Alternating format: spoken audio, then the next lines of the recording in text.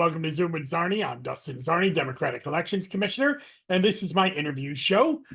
Today I have the newly elected, well, I guess not so newly elected now, about 130 days into her term, Emily Essi, who's the Onondaga County Clerk. She was one of the big wins last year, very close race that went into a recount because it was less than 300 votes separating her and the incumbent clerk, Lisa Dell. And we talk about all the different things that she's done already and all the things that she's hoping to do. But also we kind of dive into what it's like to be a regular person, an average citizen, and now a public servant. She's going from the nonprofit sector to government sector. And I think she tells a great story about how her life has changed because of this and what it's been like to start serving in office. A few notes: the Board of Elections, the New York State Board of Elections, has certified the races for the primary ballot, and so we now know exactly who's going to be on the primary ballot for June 25th. We have two Democrats running for Congress, two Democrats running for SD 50, two Republicans running for SD 48. We have a Republican town council committee race out in Lysander, and then we have a smattering of Republican committee races out in Pompey and in and then some conservative committee races in Salina that is going to make up our June 25th primary. So if you're a Democrat anywhere in Onondaga County, you're going to have a choice. If you're a Republican anywhere in SD 48, you're going to have a choice. And then if you're a conservative, there's a couple of EDs in Salina that you're going to have choices in. All of that will be updated on our website, onvote.net, over the next couple of days as we get ready to get absentee ballots in the mail starting May 10th. So check that out. Now I'm going to get you to our interview with Emily Essi, Onondaga County Clerk, and enjoy.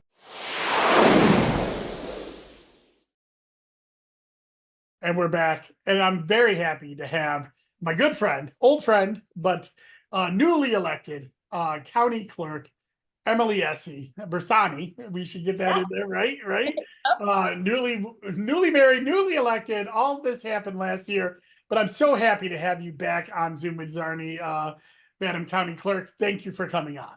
Thank you so much for having me. And what was it, a year ago that I was in the same seat?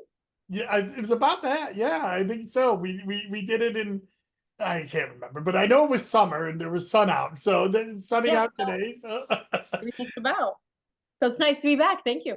yeah. So Emily, to recap for people that may not remember, you were elected last year in one of the closest races that we had last year. A little over 300 votes separated you and the incumbent Lisa Dell, and you, after a lengthy recount, were victorious, and you are now entering a little bit over your 100th day in office.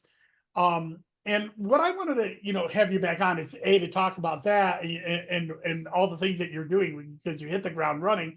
But you have a unique perspective, and I think something that some of the other electeds that I talked to may not have is that you were a private citizen. You didn't have any public office experience. You were you were working for home headquarters, but when you decided to run, and now not only a public official, one of the highest ranking public officials in Onondaga County, so I kind of wanted to talk to you about what that has been like to go from a private citizen. When you're in the campaign mode, it's all adrenaline, but now you're in the office.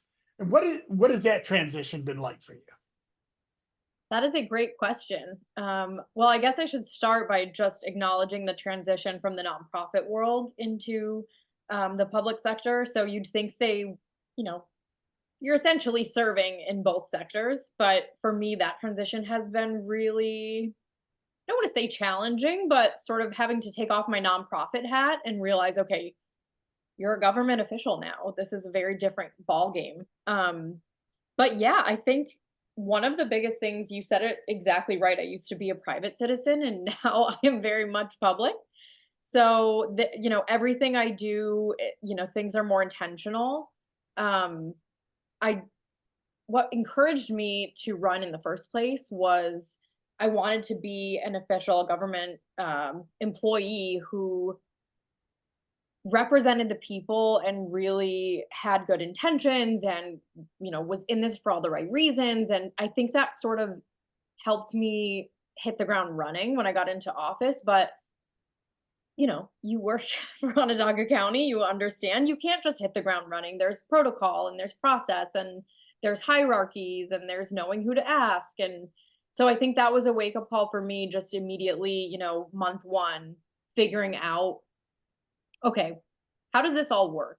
I can't just jump into this position and do whatever I want whenever I want. To a certain extent, I can run my office the way I want to, but within boundaries. And I think, not to be too long-winded, but I think my biggest transition is now everything I do in work and in my personal life after hours is really intentional, and just remembering that I am in the public eye now. And that goes all the way to, what's going on in the community, being really careful what topics I discuss, and making sure that I'm being diplomatic and representing the entire community when I'm listening to somebody talk about an issue that they care about as it relates to the county.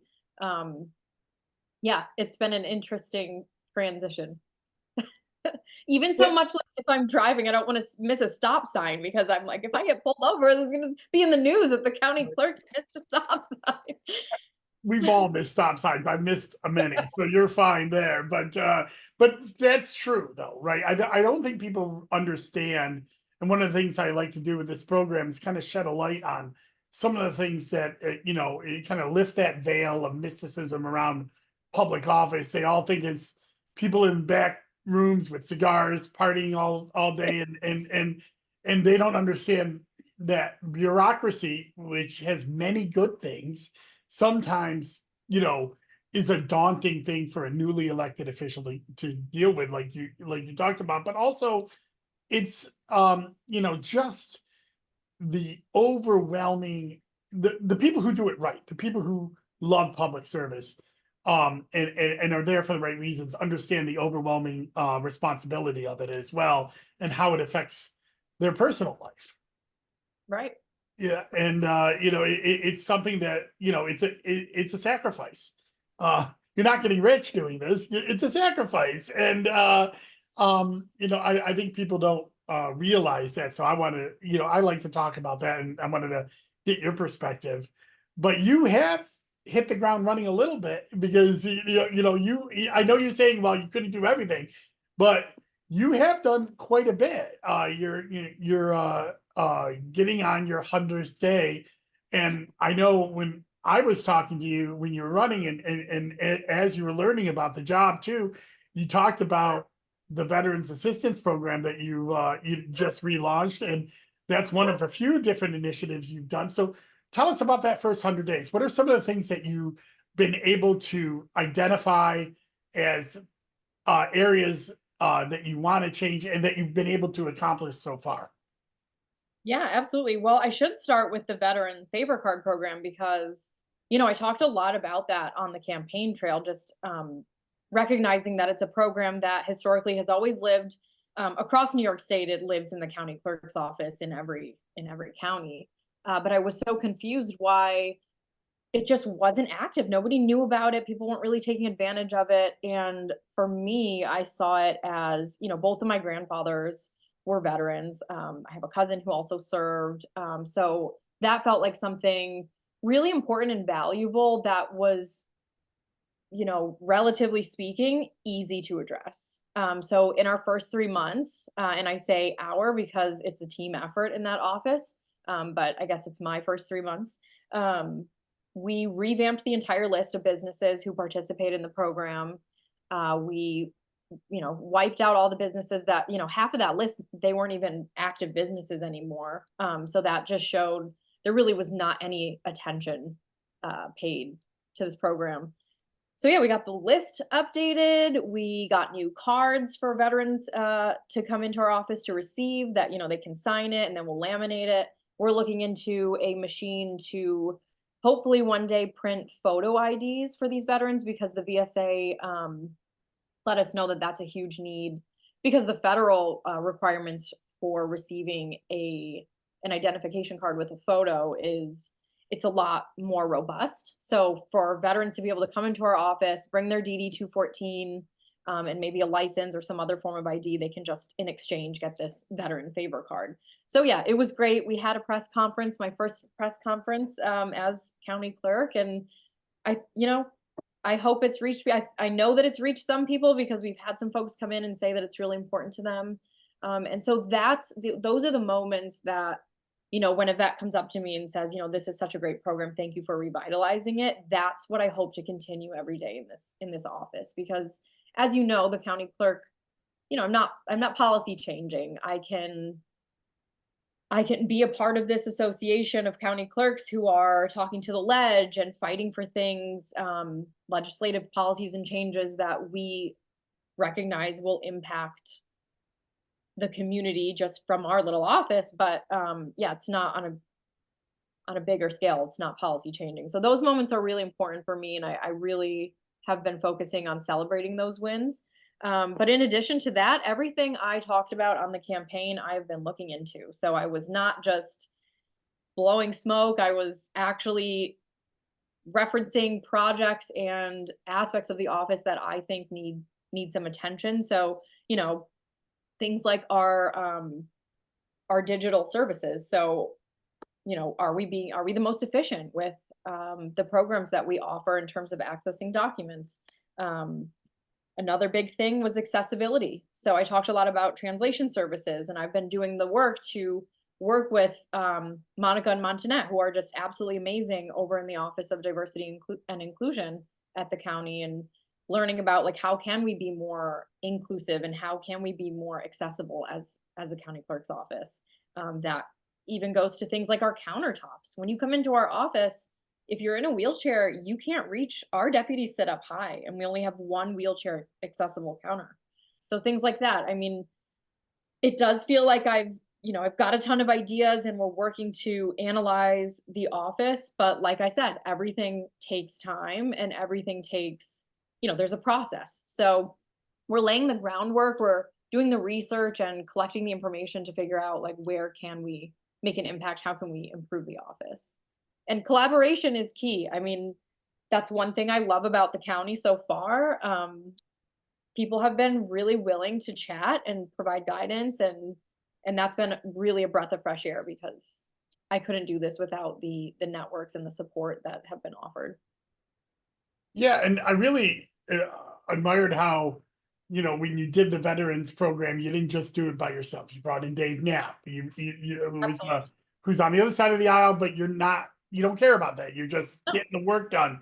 Dave is a great resource for veterans, and a veteran himself. So it was it was great to see that right off the bat, you're out there, trying to build these coalitions because it's about making it better for the citizens of Onondaga County who are your constituents, as opposed to a reelection campaign. And you know, you do get to run every 4 years instead of every 2 years, so there's a little breath there, and you have a lot of time to get some of these things done.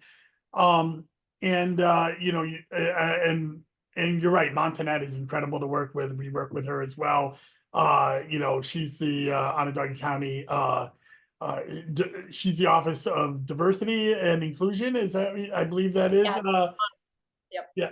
So and she has a long portfolio to help out with, and and recognizing that there are physical barriers to people who are disabled that weren't uh recognized back in the 50s when some of this architecture was put into place. And so that's great. So you mentioned that you're part of the Association of Counties. Have you been able to continue? I know you were even talking to a lot of these clerks while you were on the campaign trail.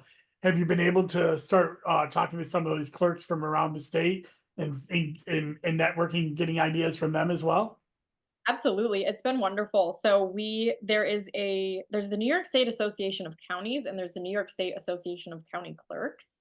So the county clerks, they have I think twice a year they meet up and have a conference, but prior to that, there's sort of a more regional meeting, which I was able to attend. It must have been my second month, so maybe February.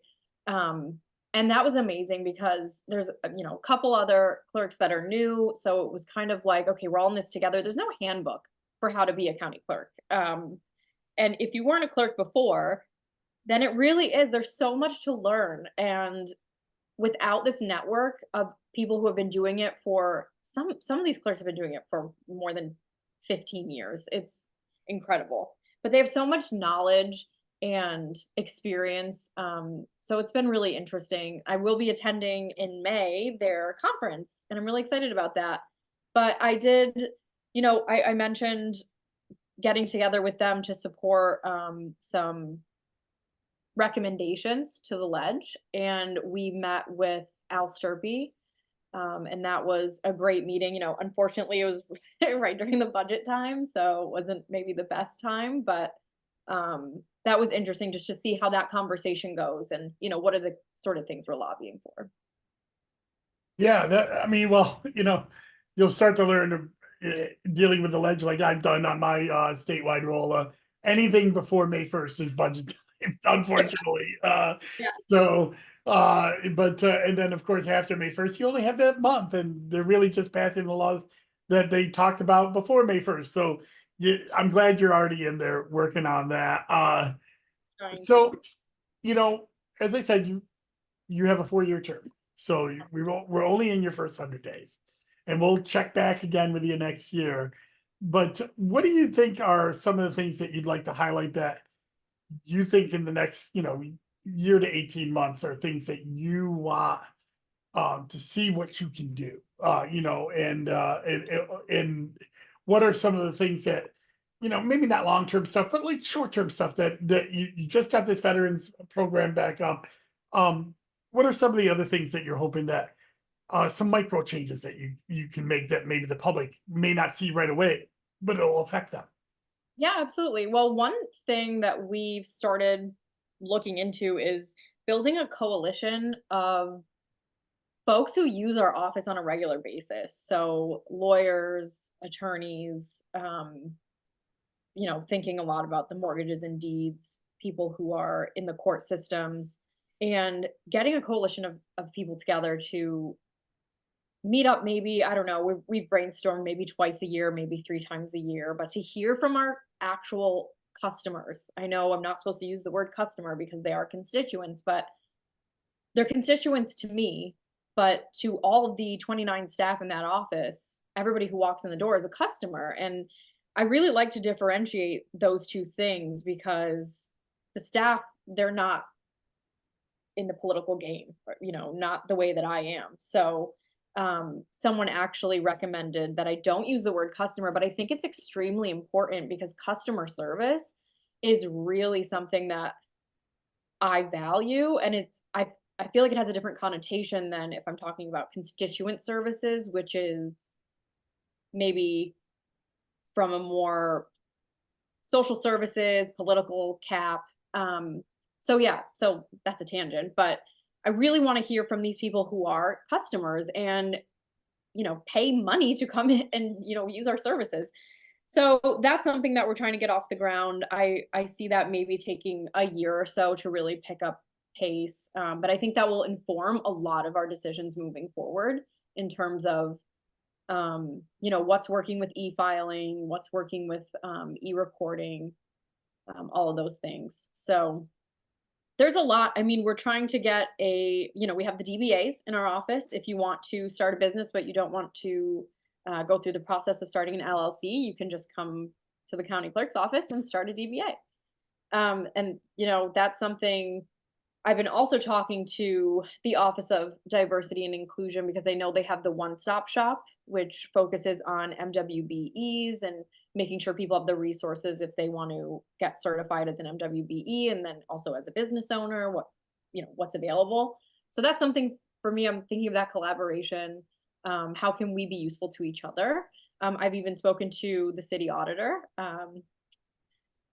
who I think you just had on the show last Yeah, a week. couple at the time of airing this a couple weeks ago. But yes, you're part. So yeah, I think that collaboration could be good, with the DBA work because, they also need that information. So there's a lot of little things like that that, it's not, maybe they're not really obvious changes that are coming out of the office, but maybe a more hands-on approach to what services are offered out of the clerk's office. We have started, I went and presented in, it was HW Smith, the 7th grade, and presented, we talked about, I brought a couple of deputies with me and we talked about the civil service exam and what it means to get involved in public service. And that's something I talked a lot about last year, just being passionate about inspiring the younger generation to want to work for the government and make change, and whether that means taking a civil service test and being a staff member or if it means running for office. I want to continue, getting into the schools all over the county, to continue inspiring the youth. HW Smith, my alma mater, and my son's alma mater. So I'm Very really nice. glad that you started Yeah. there. My Go husband out. went to HW. So, well, I think we'll wrap up shortly, but there is one question that this last question kind of ticked off in my head that I remember I wanted to ask.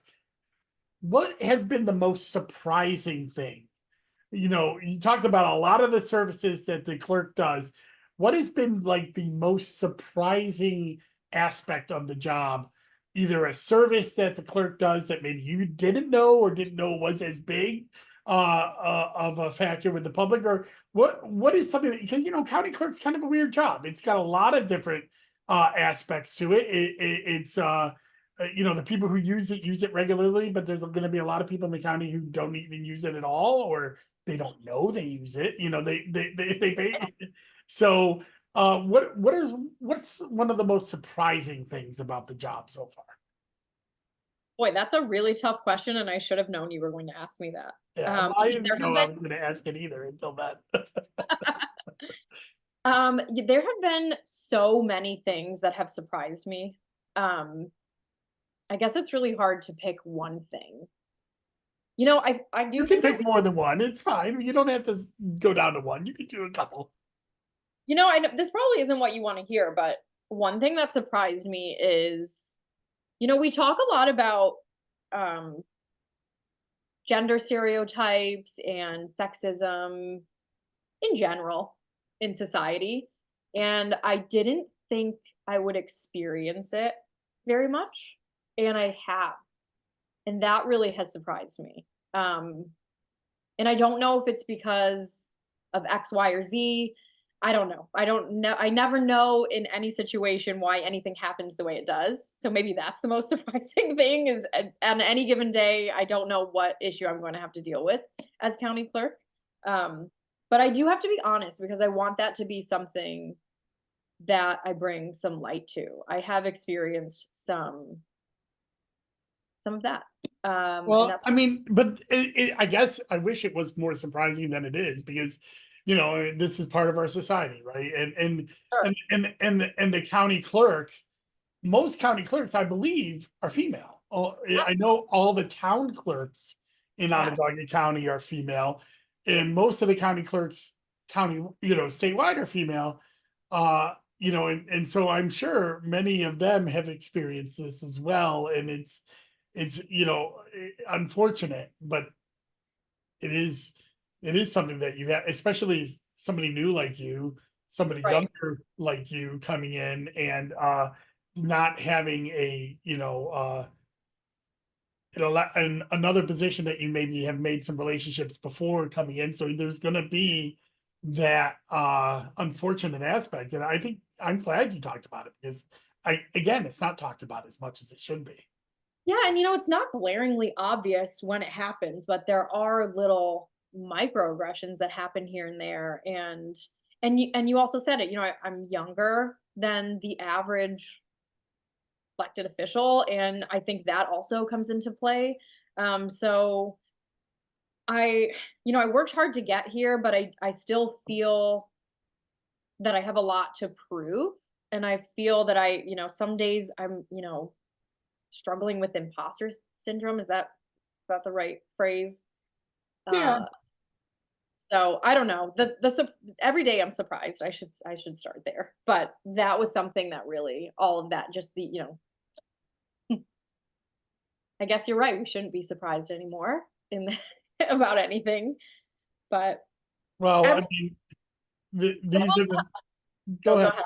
No, go ahead. I want to partner that with saying a positive surprise is when I do want to collaborate and ask questions to other people in the county. I'm always met with excitement and people. No one has been turned off by collaborating. And even if it's something small, even if it's a question that I'm asking and someone can provide me with information, I didn't know how that would go. I don't know. It's kind of awkward. You come into a new position, you just beat somebody, you don't know what relationships your predecessor had. So I don't know how anybody feels. I don't know if you voted for me or not, or if you wanted me here or not. But I've been pleasantly surprised by the warm welcome, I guess I should say, with collaborating. I think that's something that is also underreported because, I, when I came to the county 13 years ago, you know, I've had my brush ups with certain things in the county, but when it comes to department heads, when it comes to, most of the people that I deal with, the law department, any, the IT department, all of these other big, huge bureaucracies, they generally want to help, but they generally want to make you successful. And sometimes they'll give you pushback and say, "Well, we don't always do it this way," and sometimes you Right. got to be like, "Well, let's try something different within the bounds of the law." Right. But they, but I've always found that almost everybody has been extremely helpful. Um, when asked and when asked properly. So Yeah. that's good to know too, because I think a lot of times people just see the media reports and see the people fighting and see the partisan shots between different legislators or you and somebody else, and of course your position is not a policy making position, so some of that negative stuff gets taken away. But I get um, to avoid the controversial conversations. yeah, yeah, but that's okay because that's not why you were elected. You were elected to be a service agent, and I loved what you were saying earlier about customers because, again, that's another role of public service that people don't understand, that the citizens are customers, they are constituents, and they are your bosses. Like it's all three rolled into one, and um and you have to treat them differently depending on what the situation is. But also remember those other two situations can come into play at any moment. So it's And I think, it's been fun with I don't get to provide the one-on-one services that my staff do all day long. So right. whenever I get the chance and I'm out on the floor and a customer or a constituent comes up, I don't even I love that I don't even need to introduce myself as the county clerk. I just genuinely love the interaction, just to ask somebody what they need. Have they been helped? What can we do for you? And just figure it out with them. And I think that's been a really interesting transition because, most people I think would want to say, oh, hi, I'm, thinking about the next election. But I think for me, it's feeling really genuine to just want to serve these people and anybody who walks in our doors. So I hope that continues and I don't get uh, you know, trapped in my office too much, but it's been great. And I think those moments remind me, why I did this in the first place. Yeah. Well, we're getting towards that end time. In my favorite question, my laziest question I'm going to Oh no. ask you is, what haven't we talked about? So here's your opportunity wild card, whatever you want to talk about, the floor is yours. Sure. I have so many things that I could continue talking about, but I know that we have a time limit here. I think it's been I do want to talk about the transition. I briefly touched on the transition from nonprofit to government. And something that has been really interesting is just spending the time to get to know the team. I inherited a team of about 29 people, I think 28 or 29. Um, and just taking the time to get to know them and get to know what they're doing and make them feel valued. I think that's something from the non in the nonprofit world, you're such a small team and everybody really knows each other. And for the most part, there's this energy of making sure everybody feels valued. I think some folks in the nonprofit world will argue with that sentiment because most of the time we are overworked.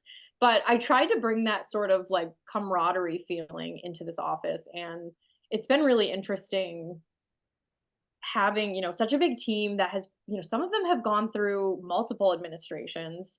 And I'm really happy with everybody. Just they're so welcoming. I mean, even if they're faking it, they're being really great. And, I couldn't do it without them. The institutional knowledge that exists there, it's been really great. But I've noticed just how important it is, even though it is the public sector, these people are providing crucial services on a daily basis to the community, and they need to also feel valued. And I want to make sure that that can be sustainable in a government office. So even, it's the transition, but also bringing a little piece of me into this new office.